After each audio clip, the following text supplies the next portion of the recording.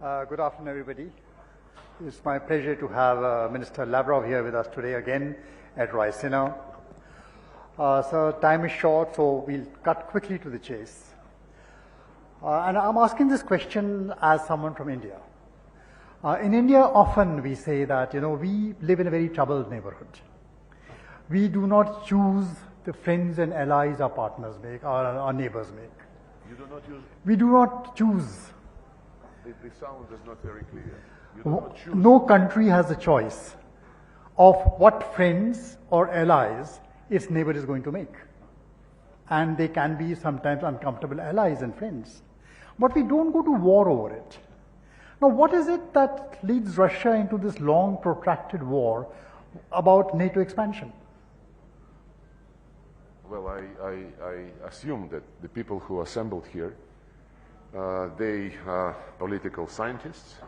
They are interested in following the international developments. And if this is the case, then for the last 20-some years, they should have understood the reasons why we are concerned about the Western policy towards Russia very well. Yesterday, I think, the French ambassador to Israel, who was personally participating in the discussions between the Western leaders and Gorbachev, he confirmed that there was a commitment not to expand NATO. And then he added, but this does not mean that Russia is right in what it is doing in Ukraine. But between the lie about not expanding NATO and the events which started 1 year ago, there were so many developments which you cannot overlook. The lies continued, including the lies not about some oral promises, but about some commitments on paper. In OSCE, Organization of Security and Cooperation in Europe, during a summit in Istanbul in 1999, the political declaration was signed by the presidents and the prime ministers, which said security is indivisible, and the OSCE participants are all committed to equal and indivisible security. Then they stated that each country is free to choose alliances, but in doing so, no country can strive to strengthen its security at the expense of the security of others. And then another principle was signed by the presidents and the prime ministers, according to which no country and no organization in the OSCE region can pretend to dominate militarily. If you read it again, it's clear that NATO violated all these commitments. By the way, it was in 1999, and then it was repeated in 2010 at another OSCE summit in Kazakhstan. And when we started to ask questions, guys, you committed yourself not to increase your security at the expense of our security, can you stop expanding NATO?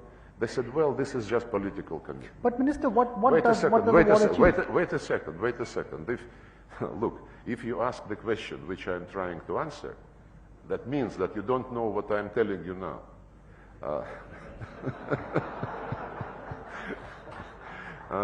So when we said, okay, you said this is political commitment. Let's make it a legal commitment. Let's put all these principles in a legally binding treaty. Indivisible security. You know what they told us? They said, legally binding guarantees of security can only be obtained inside NATO. Just looking into our face. We told them, look, President Obama signed this particular paper. Well, this is political commitment, forget about this. And then there was another legally binding commitment, the resolution of the Security Council, which endorsed the Minsk agreements. It was very, very astonishing that all those who signed the Minsk agreements, except Putin, publicly admitted that they never intended to implement this particular Security Council resolution. So, no delivery on the oral commitments, no delivery on written commitments, no delivery on legally binding commitments.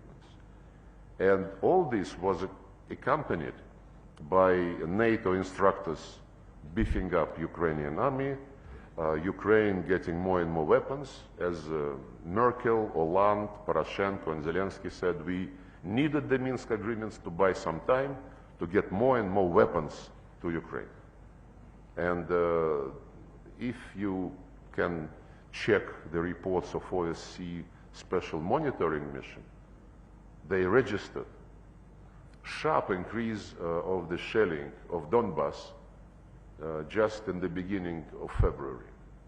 20, 30 times more than the routine exchange of fire before that. So we defended our security, we defended the people, the Russian people, who had been denied by Poroshenko and Zelensky, denied the right to use the Russian language in education, in media, in culture, in everything. If you check the Ukrainian legislation passed after the coup brought to power this neo-Nazist regime, they legally canceled everything what has to do with the Russian language. And when the people who did not accept the coup in the east of Ukraine and in Crimea said, guys, leave us alone, we are not going to follow your policies, they were declared terrorists. And it is the regime who started the war against these people. That's why the Minsk agreements were considered, the way to stop this. And it was not very difficult to implement the Minsk agreements. It was about the special status for a small part of the east of Ukraine, much smaller than the territory which is controlled by the Russian army now, much smaller. But they didn't want to do this because the special status to be given to this small territory included the right to use the Russian language. And this in itself was considered a taboo by the Nazists who took the power in Ukraine through a coup. Then there was the right to have some local police, which is nothing unusual, and then the right to be consulted when judges and prosecutors are appointed for this particular region.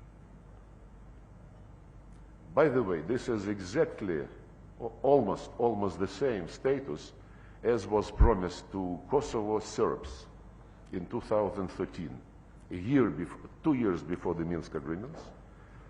This community of Serbian municipalities of Kosovo. The same stuff and the same trick. Cheating on Serbia in case of a community of Serbian municipality of Kosovo, cheating on Russia in the case of the Minsk agreements. Special status for the Serbs in Kosovo, special status for Russians in Ukraine. In both cases it was the European Union in the person of Germany and France, and also the High Representative regarding the Kosovo deal.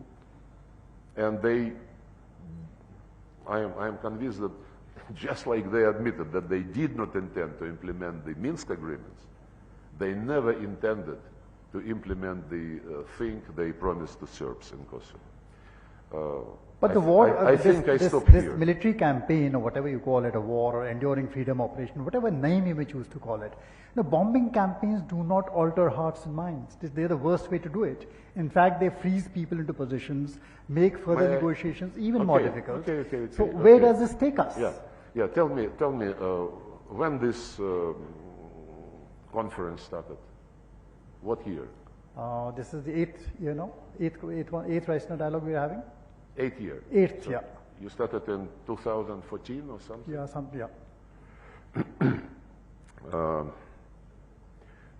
Have you been interested during these years what is going on in Iraq, what is going on in Afghanistan? Have you been asking the United States and NATO whether they are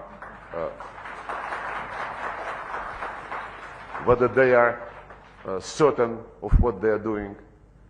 when they now Scholz, Baerbock, Macron and others say this is the first time when the OSCE Helsinki Final Act is being violated.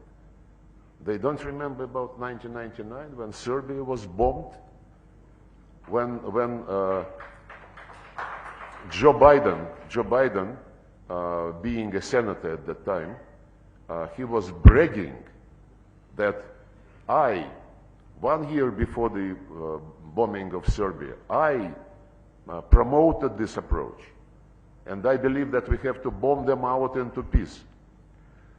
When Iraq was ruined as a state, after Colin Powell showed a vial with some powder, and then a few years later Tony Blair said, yes, it was a mistake, what to do? No, but that is a lesson which needs to be learned. Wait a second. If you believe that the United States has the right to declare a threat to its national interest any place on earth, like they did in Yugoslavia, in Iraq, in Libya, in Syria, 10,000 miles across the Atlantic Ocean, and they have the right to do so, and you don't ask them any questions. And Russia, not just overnight, like they did in Iraq and elsewhere, but for more than 10 years, warning them, guys, you are doing something which is going to be very bad. But I think the question has been asked. One second. Not across the ocean, but just on our borders, on the territories where the Russians lived for centuries and centuries and centuries. So, if it is not a double standard, then I am not a minister, no. The question has been asked, and the experience in Iraq, Afghanistan, everywhere has been that it does not make sense to get into these long protracted wars to defend these kinds of interests. US did not succeed. Why do you think Russia will succeed? Well, you being the head of such distinguished audience, I fail to understand why you don't understand. It is no. My simple question, Minister, is what is the end game? It is the war against everything Russian in Ukraine. Can you imagine that for example, in Ireland, they canceled the English language, or in Belgium they canceled French, or in Switzerland they canceled German? Can you, or in Finland they canceled Swedish? Can you even imagine this? Of course not. But nobody lifted a finger, not the small one, not the middle one, when the Russian language was totally cancelled in Ukraine. We have been knocking on all these doors. OSCE, Council of Europe, guys, why don't you say something? Why don't you tell them to behave? And during all these 8 years, I don't recall that your conference was addressing this problem. See, the question everyone asks here, and that's what comes from the other side is, the end to the war is simple. If Russia stops fighting, the war ends. And then perhaps there can be negotiations. Is there some end game which you are playing or the other side is playing? Where does this all take us? See, countries in the region are aghast at what is happening. They're affected by what is happening. Food, fertilizer, energy. Countries of the region are affected not by what we are doing in Ukraine. They're affected by the reaction of the West to what we are doing in Ukraine after we had warned them for decades, you know, that they should stop this expansion of NATO and pushing arms into Ukraine to prepare them for the war against us. I just participated yesterday in the G20 ministerial, and our Western friends were shouting in the microphones, Russia must, Russia must, Russia must, and all the developing delegates, they were also saying, you know, we want to stop the war when Russia is ready to negotiate. If you are really interested in politics and in the root causes of this particular situation, then you would know that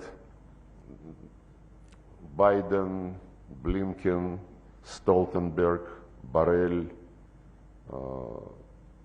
repeatedly stated that Russia must be defeated on the battlefield. Russia must suffer strategic defeat. And this, they say, is existential for the West in the context of global domination. It's a very blunt admittance, I would say. So both sides, the way I look at it... One second. And the entire G20 was only about what to do with Ukraine and the final declaration, can we have it or not. I asked the Indian friends and the Indonesian friends who were cheering the G20 and those who were cheering G20 before Indonesia for all these long years, whether G20 ever reflected in those declarations situation in Iraq, in Libya, in Afghanistan, or in Yugoslavia, because G20 was formed in 1999 at the level of ministers of finance and central bank directors. And in 2008 it became Summit G20. Nobody was giving a damn about anything except finances and macroeconomic policies, which G20 was formed for.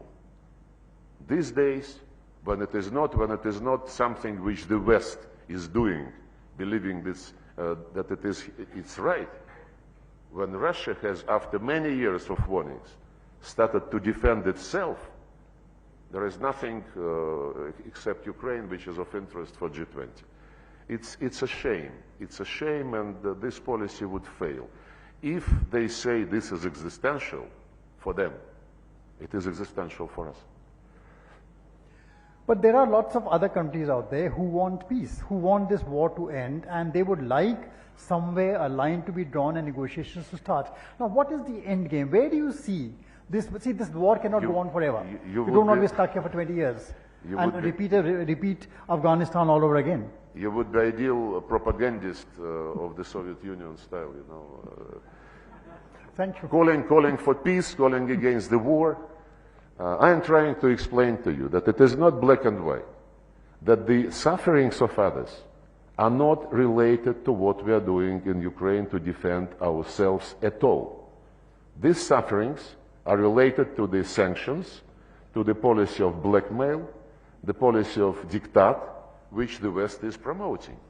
You know that all of them, Blinken, Stoltenberg, Borrell, ministers of European countries, they travel all over the globe and tell the countries to behave. Join sanctions, vote the way we tell you, and so on and so forth. If they are such big democrats, I mean, they should respect the right of other countries to take their own positions. Putin explained in great detail before we started this operation why we are doing this, why we didn't have any other choice. The West condemned. Treat others as grown-ups, as mature people. Don't tell them what position to take. The developing world basically was silent until the West started blackmailing them, threatening them, sanctioning those who would not sanction Russia. You know what? Many friends of mine in the developing world, they're telling me how this is being done. When the West says, the Americans tell them, you must vote this way or else. And they say, okay, I will vote the way you want me because I believe this can be explained by the United Nations Charter and so on and so forth. But what do I get in return? And the answer from the Americans is, you would not be punished. Fair deal, very fair deal.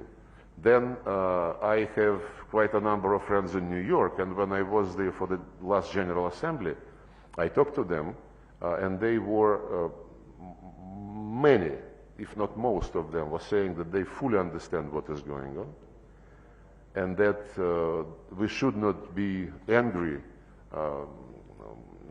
at the way they vote. And they told me what arguments the Americans have been using when they persuaded people to vote in the General Assembly against Russia. The arguments were very straight. Don't forget that you have a bank account in such and such bank, and don't forget that your kids go to Stanford. Bluntly. And I am sure that there are many people in this room who know that this is true. So, Minister, we're running out of time, so just a last thing before I pass on for two quick questions from the audience. See, I agree that smart bombs don't exist, smart sanctions don't exist. No matter how much bombing you do, nothing is going to work out. You are going to cause damage, you are taking innocent lives all along. Similarly, smart sanctions, agree with you, don't exist. There will always be possibilities. Collateral damage is extremely high. So there, yes, both sides need to get together and find a solution. But the point is that somewhere there has to be a line drawn to, okay, let diplomacy have a chance. Let's start talking once again. Look, you No, but you really surprised me. The questions, my dear friend, you surprised me, because if you raise this issue, yeah, you should have done some homework. Do you know that Zelensky, everybody is asking when Russia is ready to negotiate, when Russia is ready to negotiate. The West continuously is saying that it is not time to negotiate yet because Ukraine must win in the battlefield before any negotiations. And Zelensky himself, nobody calls on Zelensky asking him when he is going to negotiate, but you should have known, preparing for this topic at this meeting, that in September last year, Zelensky signed a decree making it a criminal offense to negotiate with Russia as long as Putin is president. So can you address this issue? Can you invite him and ask him what he is doing? Can I take two quick questions from our Raisina young fellows? I'm sorry, we are out of time. He is our man. He is from Russia. What did he say?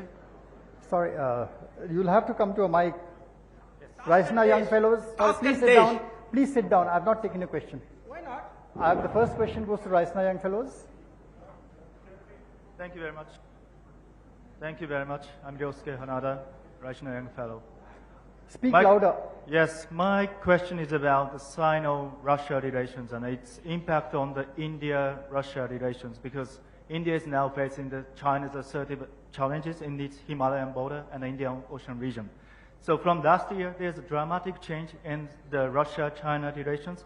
There's many joint exercises around Japan, around India. So how does Russia calculate the strategic cost and benefit of deepening its relationship with China, especially its impact on Russia-India relations? Thank you. Well, we never make friends against somebody. We have excellent relations with China and excellent relations with India.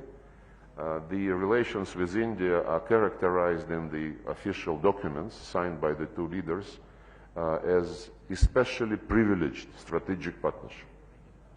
I don't know whether any other country has the same status on paper officially with our Indian friends, but this is what we believe is reflecting the reality, be it economy, be it technology, be it military cooperation, military technical cooperation, culture, humanitarian ties, educational ties, and we have relations with China that, they never been that good from the very beginning of the existence of China. And we are interested in these two great nations to be friends. And we are trying to be helpful.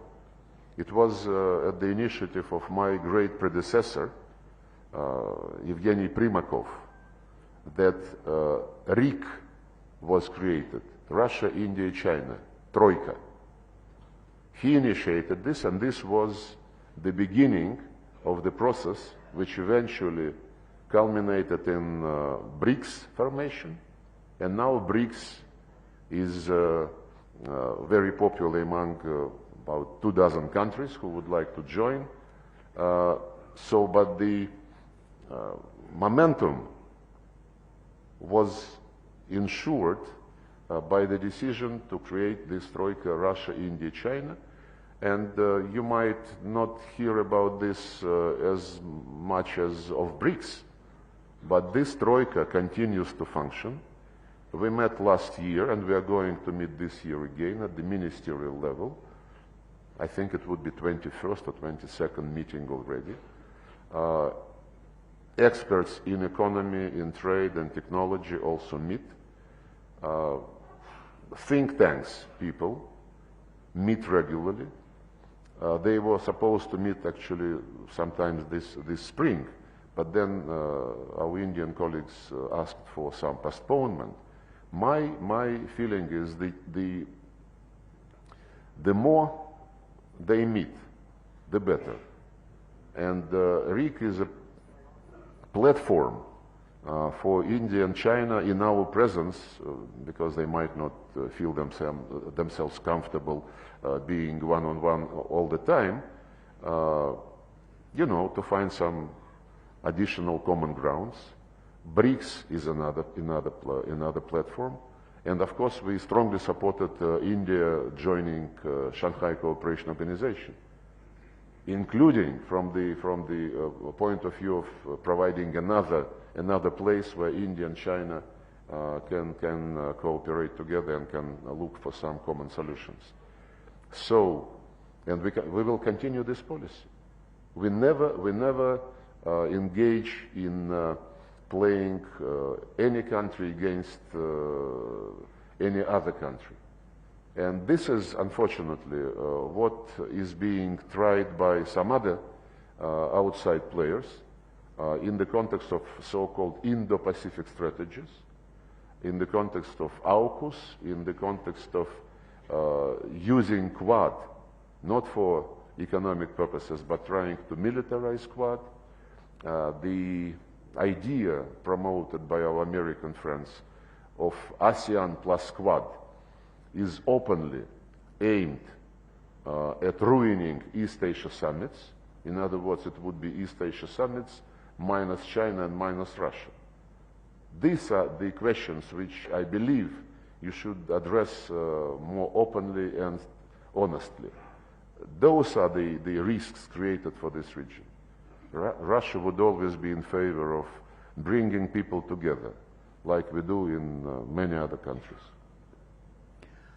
Second question over there. Minister, my Right. question is very simple. Yeah. Hi, my name is Mridula and I'm from India, another Raisina young fellow. Just a related question on how the war has affected Russia's strategy on energy, and will it mark a pivot towards Asia? And if it does, how is India going to feature in it? Can you repeat this? The What- acoustics. How has the war in Russia, how has this war affected Russia's energy interests? Energy. Energy. Is it pivoting towards Asia? And is it the deepening relationship about gas into India and all that she's asking about? The war which we are trying to stop and which was launched against us using Ukrainian people, of course, it influenced the policy of Russia, including energy policy, and the blunt way to describe what is the change, what changed, we would not anymore rely on any partners in the West. We would not allow them to blow the pipelines again. By the way, we asked for investigation, and immediately this investigation request was denied. The Americans called it a nonsense, and when Seymour Hersh published his findings, you saw what the reaction of Europeans and the Americans was. Germany was humiliated, and physically, and morally, and in any other way.